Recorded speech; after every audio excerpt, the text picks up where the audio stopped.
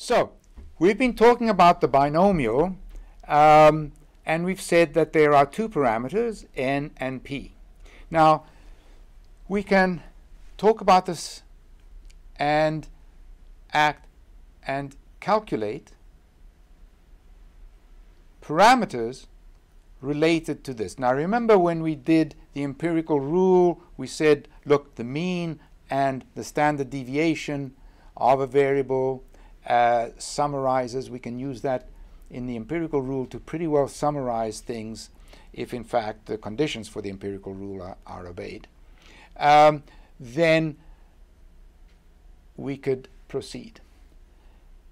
All right, if we have the binomial, we can theoretically calculate the mean of the binomial and its standard deviation. It turns out the mean is exactly what you might have suspected, and that's n times p. So, for example, if p is a half and you spin a coin 10 times, you expect half of those values, namely 5, to be heads.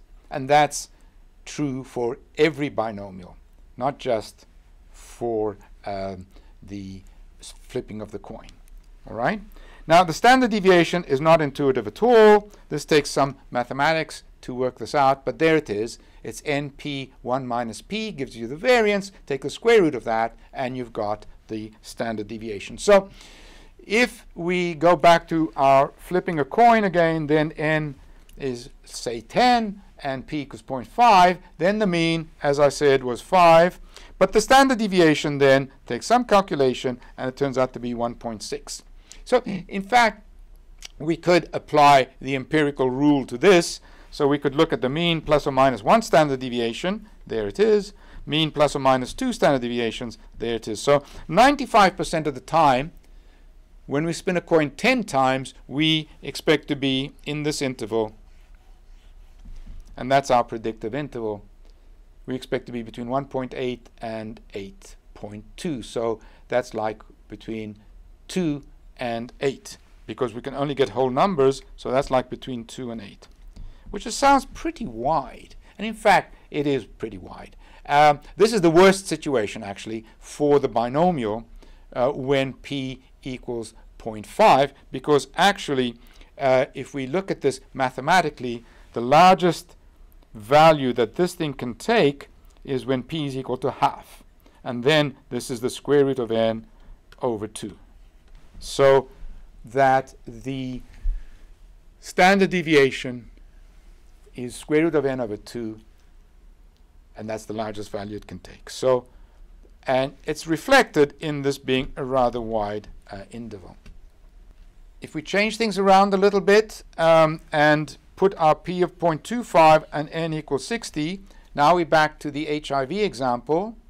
Back in those days, in '88, there was a very, very high transmission rate from mother to infant of the virus. Then the mean would be a quarter of 60, which would be 15, and the standard deviation would be 3.4. So from the empirical rule, now, we've got to be a little bit more careful now, because with the p equals 0.5, we did have symmetry, which was one of the conditions for the empirical rule. Now with p equals 0.25, we don't. It's not symmetric, but it might be close enough. Anyway, we can check this out empirically, exactly what this proportion is here. So, for example, for the mean plus or minus 1 standard deviation, or the mean plus or minus 2 standard deviations, which is somewhere between 8 and 21, let's say. So that's what we expect. Of those 60 kids, 95% of the time, we expect that if we do this repeatedly, we would get a total number of infected babies to be in this interval from 8 to 21. So we could use the 8 as a lower bound, for example, and 21 as an upper bound. Or we might be happier with this interval.